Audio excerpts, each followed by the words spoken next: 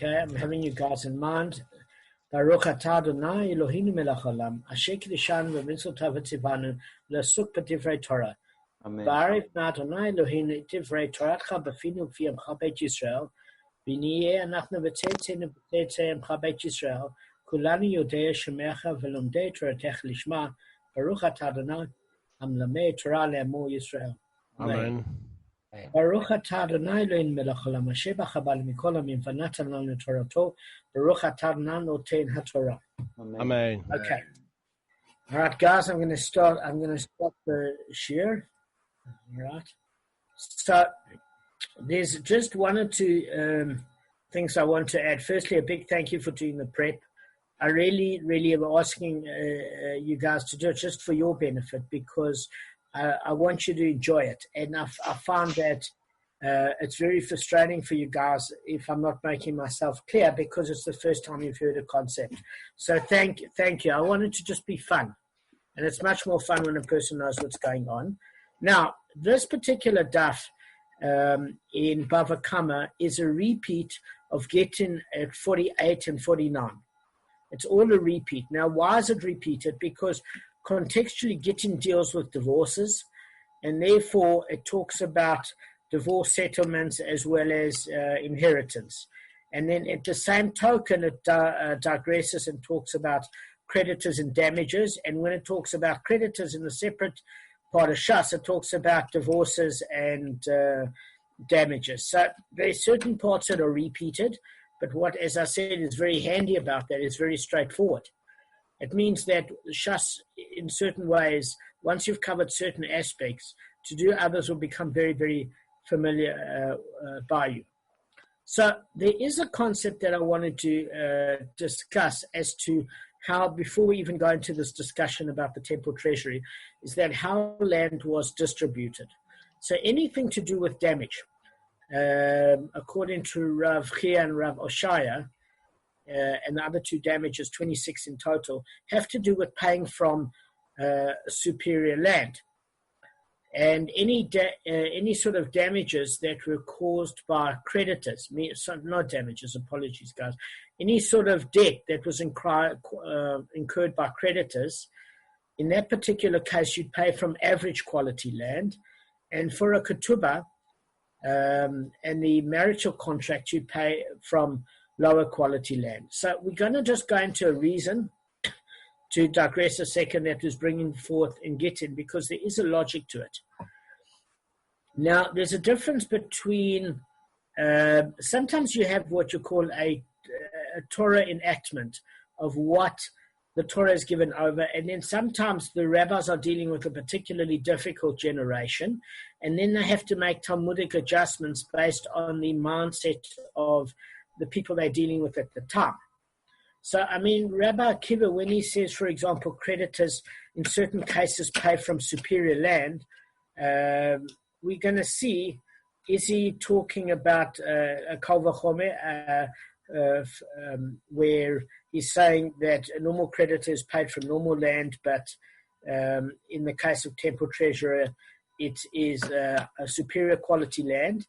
Or are we actually saying with Rabbi Akiva that when he's talking about creditors paying from superior land, not damages now, creditors, it's because the original Torah enactment for creditors was actually from superior quality land, and it was reduced down to average quality land. I'm going to explain this in a minute.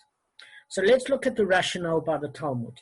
In Gittin 49b, what it's talking about is, why did they make superior quality land payable for damages? Okay, or that sort of value in cash. It was a deterrent. It was due to robbers and who wanted to take something by force. So in other words, Gavin mentioned the other day that sometimes that there are penalties that are worse than the actual crime, where it's not compensation based, but it's a penalty as a deterrent. So they do this for robbers, and robbers is a subcategory of damage. We did learn that.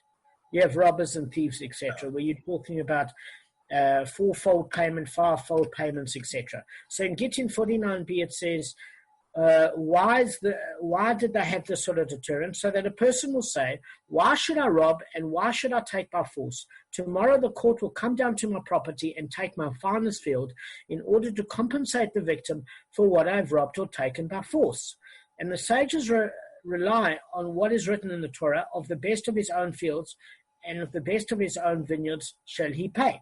So consequently, they said, the court appraises land of superior quality for payment to injured parties.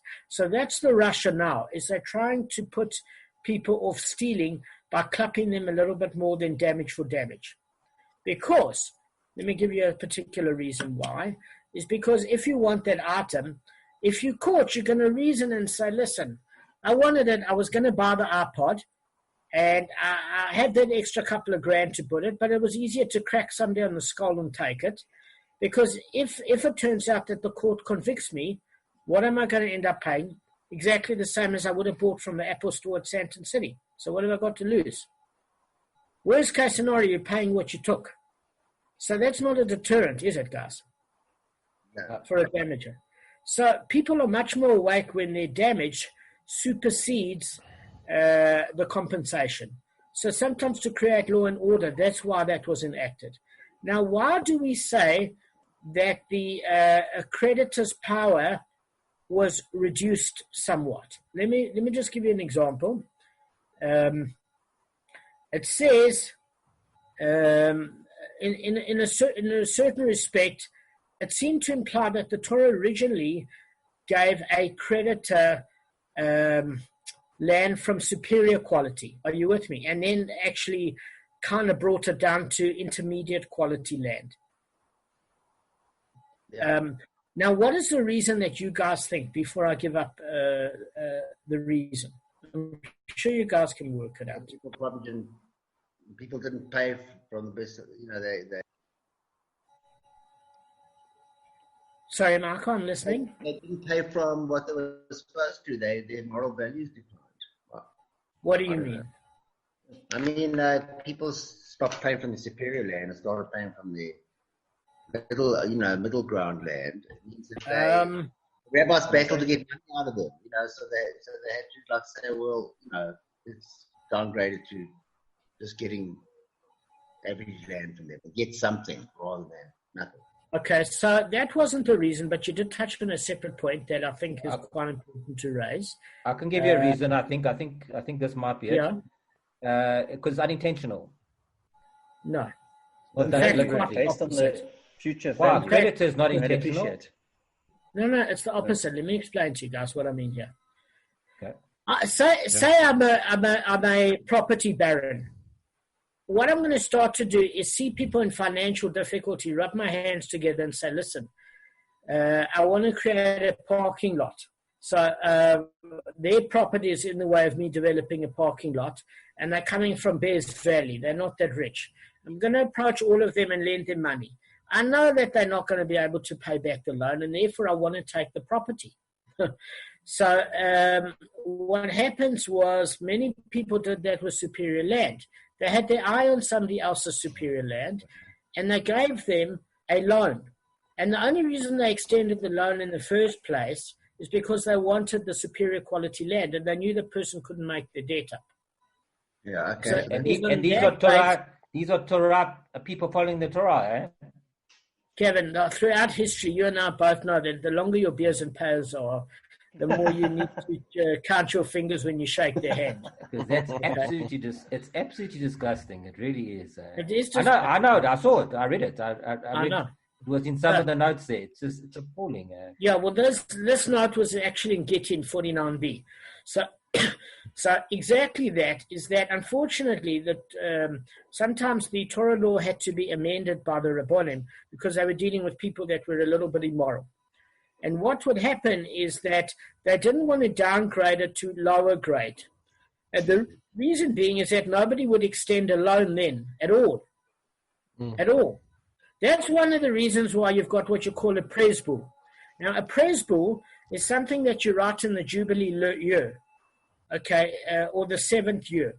And what the presbull does is that if you give a loan, you kind of have to forgive it in a certain period of time.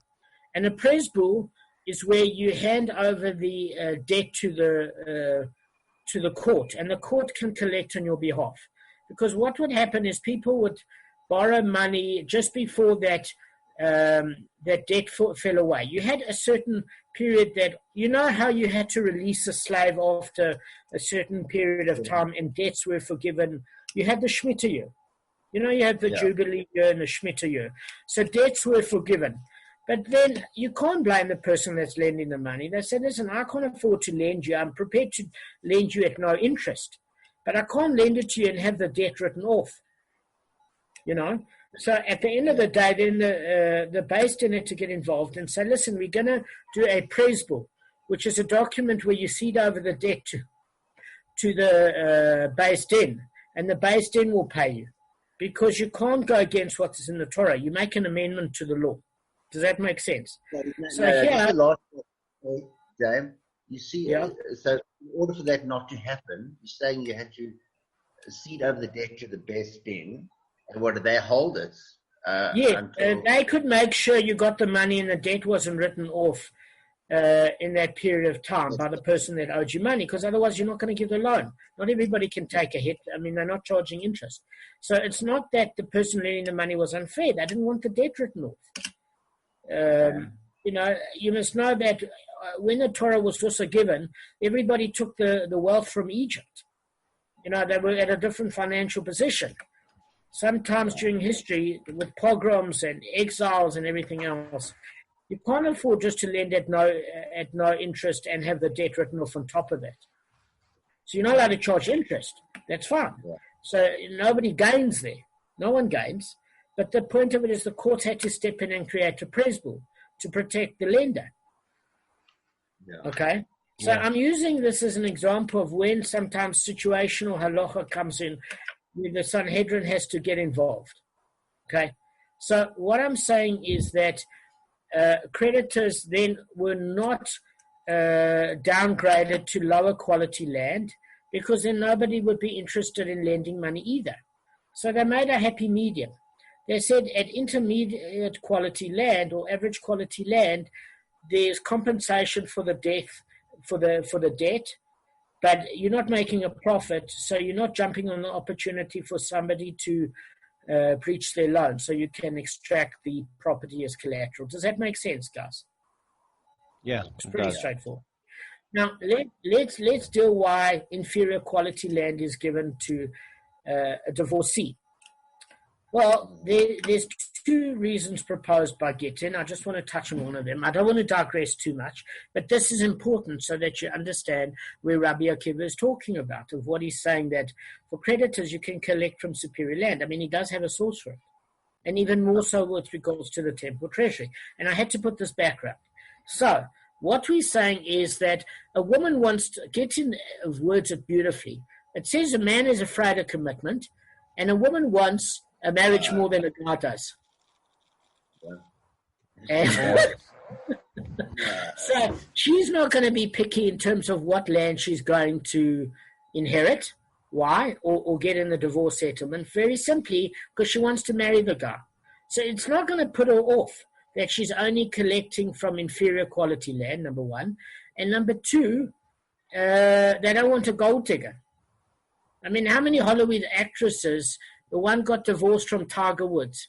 I mean, the chick was an all-pair before. She didn't have brains between her head. There was this blonde, vacuous girl. You could blow in one ear and feel your breath out the other ear with your hand, and she got half of his wealth that he sweated for like decades because they got divorced. She never did anything for it except that was a one expensive client that she couldn't wait for him to have an affair. Of course, he was stupid enough to do it.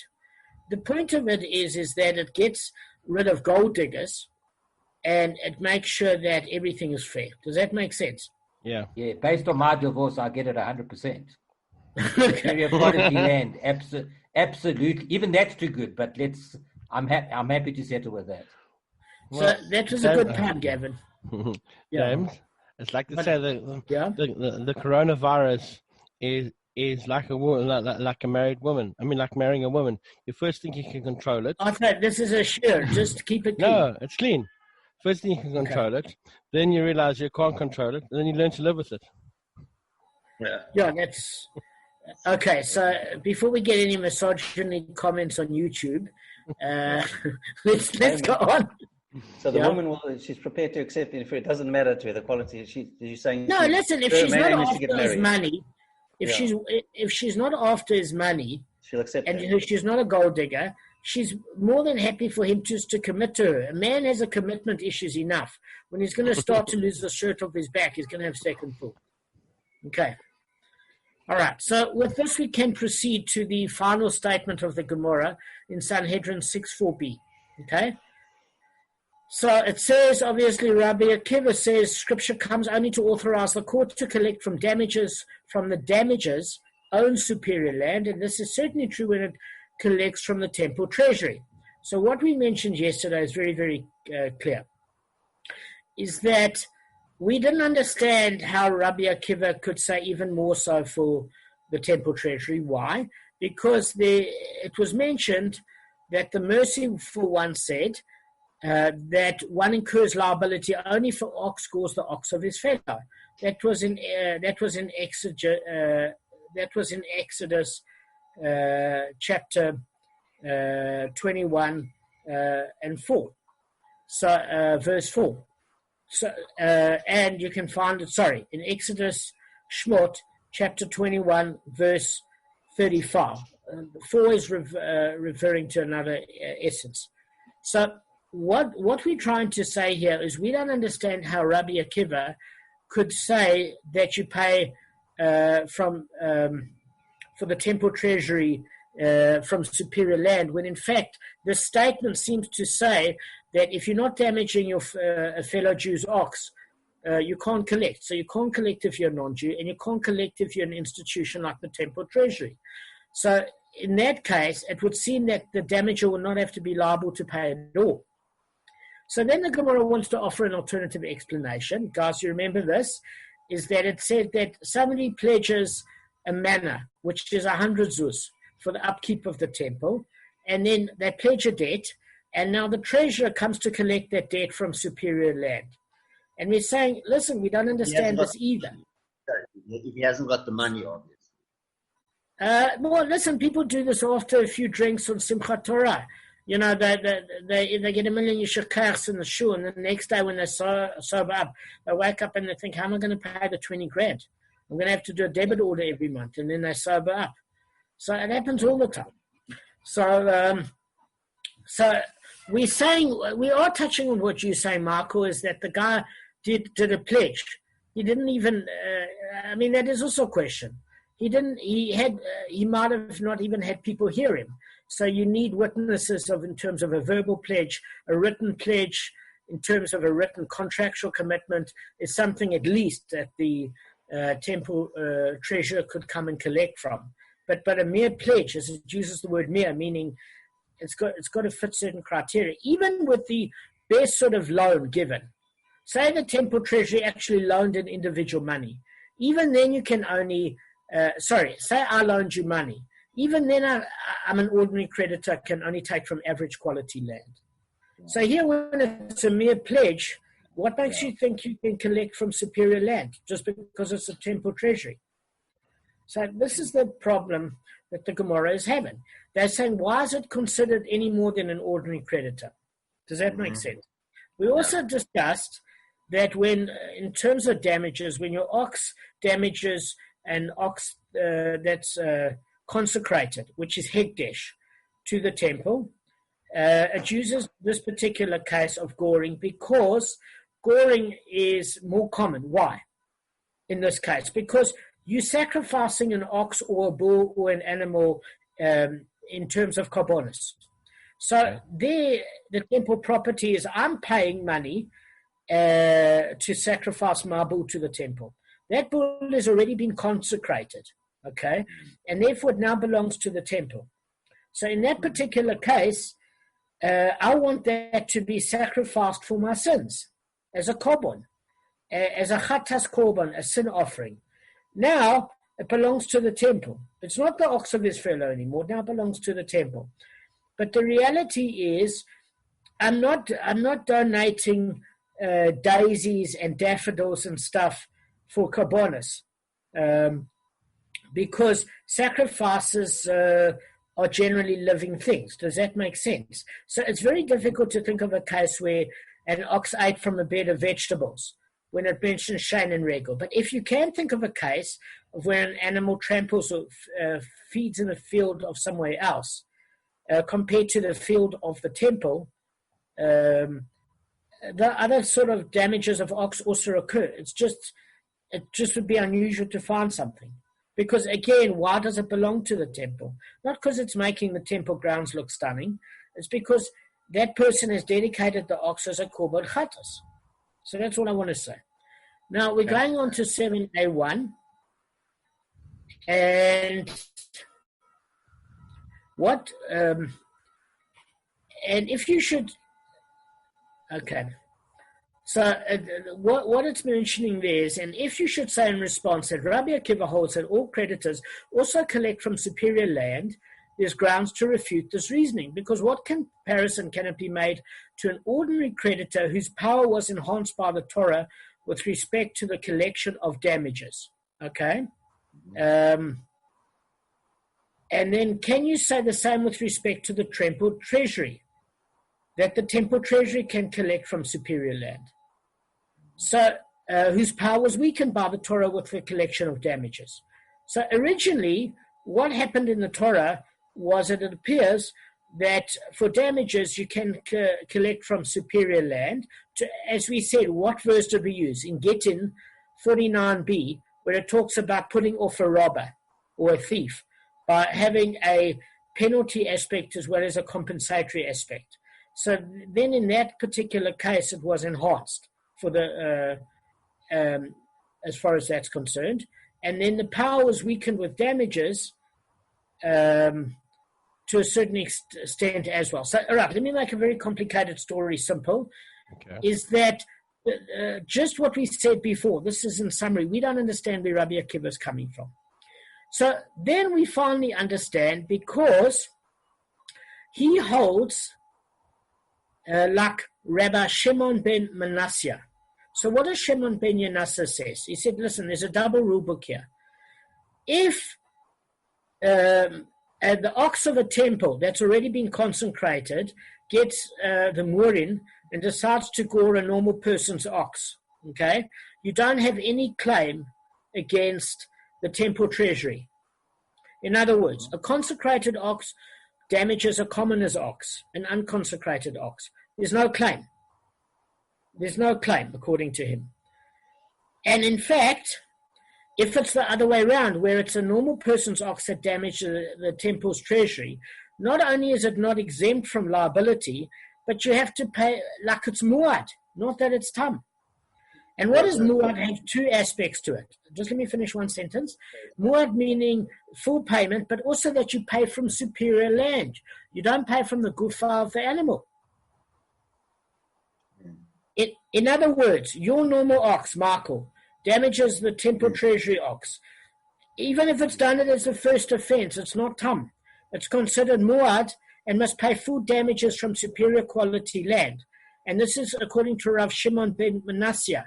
And Rabbi Akiva holds like that. So he said it doesn't matter about the fact, when he's talking about the merciful one states that one incurs liability only if his ox gores the ox of his fellow, and not the ox belonging to the temple treasury. He's saying that that doesn't count. Obviously, if the ox damages the ox of his fellow, he owes money. But he's not inferring from that it excludes paying for the temple treasury ox. Does that make sense, guys? So this is the last part. Okay, so are you saying it's the last part? Okay, in one sentence.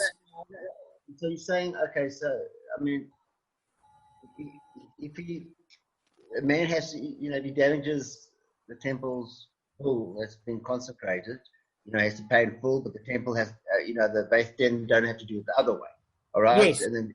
And they both seem to, Rabbi Akiva and Rabbi Ben Shem, I don't know what his name is, sorry, they agree with each other about that, okay? Yes. And your last point being that the merciful one said that you incur no liability. A man incurs no liability. No. So let me just fix your last statement. It's all fine up until there. So there's two opinions. Rabbi Yishmael holds like the rabbis. This is the general opinion, that when it comes to say that the merciful one makes somebody responsible if the ox gores the ox of his fellow, it's coming to exclude damage for a non-Jew and for temple treasury or any institution. Okay? That's according to Rabbi Yishmael and the rabbis. Rabbi Akiva holds like Rav Shimon ben Manasseh, who says that it's not an exclusionary term at all. And in fact, it's even worse than that. That if a normal person damages a normal person, obviously you pay. But if an ox of the temple damages a normal person, the temple is exempt. The temple treasury is exempt. But if a normal person damages, his ox damages a consecrated ox belonging to the temple treasury, he not only has to pay, but he has to pay muad from the superior quality land, not from the gufah of the animal, full muad, full payment from superior quality land, even if the animal's tough. Those are the two opinions. It's pretty straightforward. Yeah, which is totally okay. Opposite. Yeah? Yes. So what we, and he even wants to say any further, if you want to talk about a creditor, Rabbi Akiva's holding like Rav Shimon ben Manasseh, who says that you pay for a creditor from superior land for the temple treasury. In other words, he was saying even if with a normal person you collect a debt from average land, from the temple treasury it's a kol v'chomer that you collect from superior land in terms of a debt even. But it's not how the rabbis hold, because the rabbis hold that since a person cannot even collect for damages, since the temple treasury cannot even collect for damages from a normal person, the temple treasury certainly can't collect pledges from superior land. In other words, it's saying if you can't even collect for damages from superior land at all, or any land for that matter, because it's only the ox of his fellow, if it comes to debt that you owe the temple, you in that case can only collect from average land. There's no kol v'chomer. No kol v'chomer at all. Okay, let's just move on. We've got like 10 minutes. Okay, so Rav Ashi wants to bring a particular case. What's this particular case? That he's saying, well, firstly, there's an argument in saying, do they agree on the first part or they not? Remember, Rabbi Yishmael and Rabbi Akiva disagreed on 2 points. Firstly, with commoners, with common people, when my ox damages your ox, and you as the damaged party have superior quality land, according to Rav Shimon, his opinion, and I think the rabbis in general, I'll just need to check, is that we make a compromise.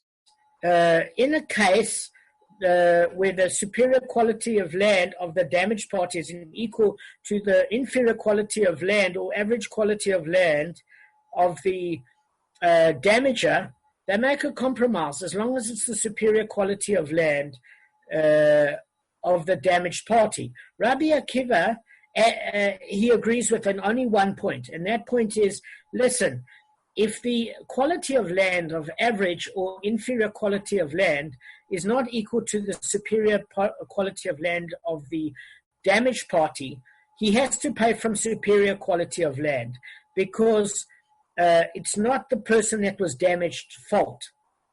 The person should have been more careful in looking after his ox. So if he's out of pocket and the compromise can't be reached because his superior quality of land far surpasses the superior quality of land to the damaged party, it's tough luck.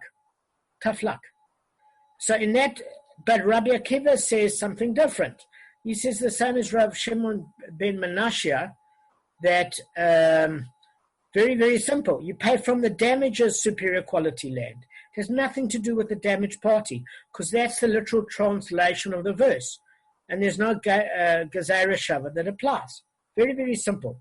So the Gemara just comes to reiterate in 782, according to Rav Ashi, that in fact they disagree on both points. because it was saying, well, maybe they just disagree with regards to the temple treasury. It's saying, no, if you go back to the previous daf, they even disagree with this point. And I tell you what it is. If you have a look, let me just give you a note to prove it. Okay, so it says that he actually agrees with him. He actually disagrees with him because the original statement, according to Rav Ashi, said, just let me see the language in the Aramaic, guys, just give me a second.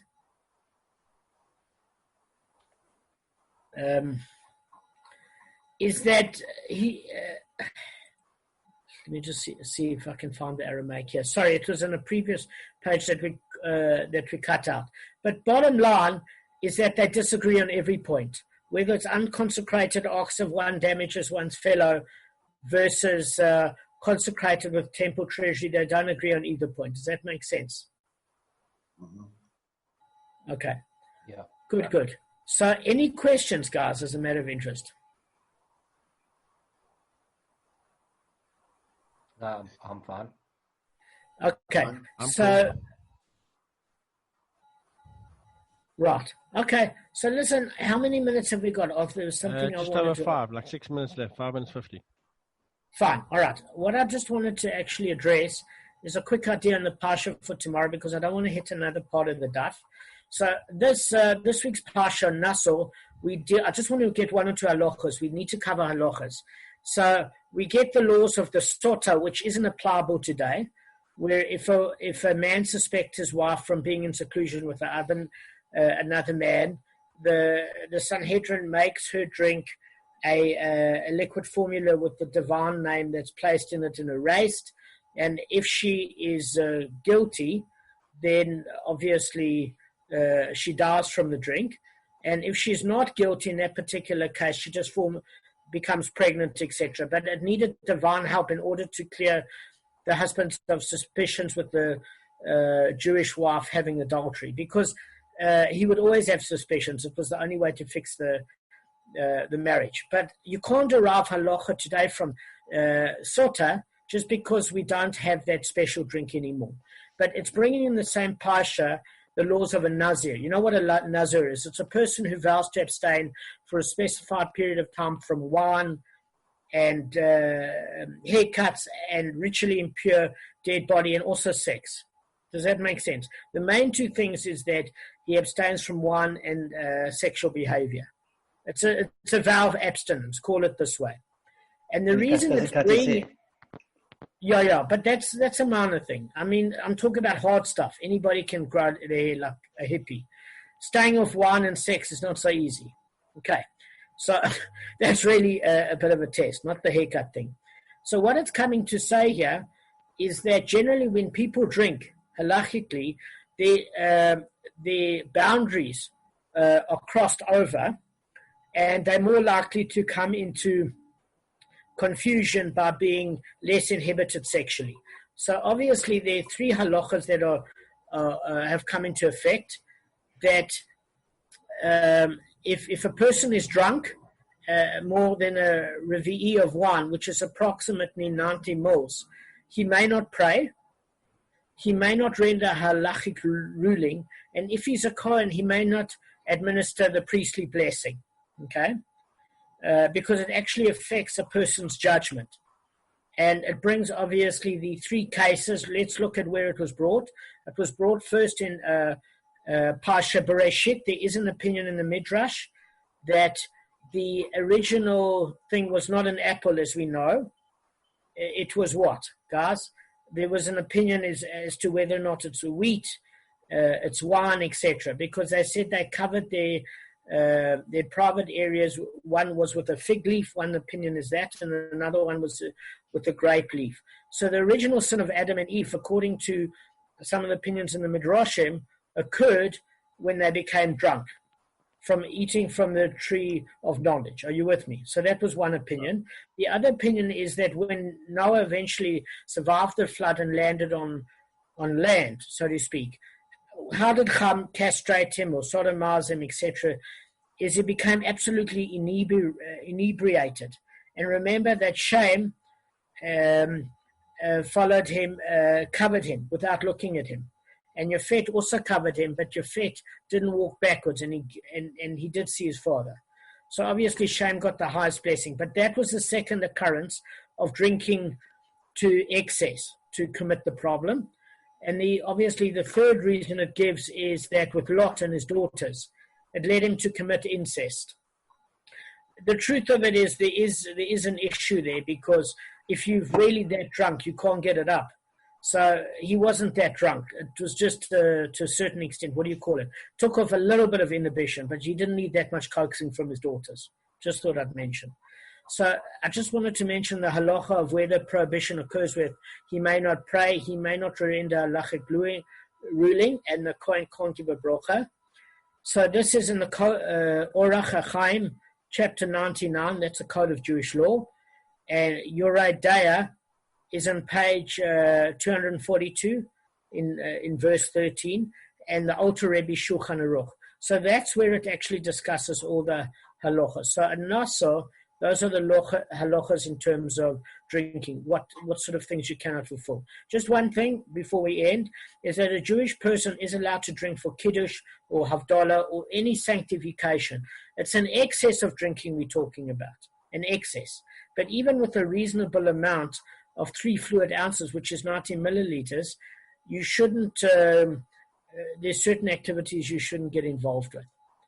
And that's all I've got to say about that, guys. Thank you. Pleasure. All right, guys, have a wonderful day. Thank you for joining. And get the notes, for the next revision. Yeah, of course, I can send that. By the way, have a good Shabbos, guys.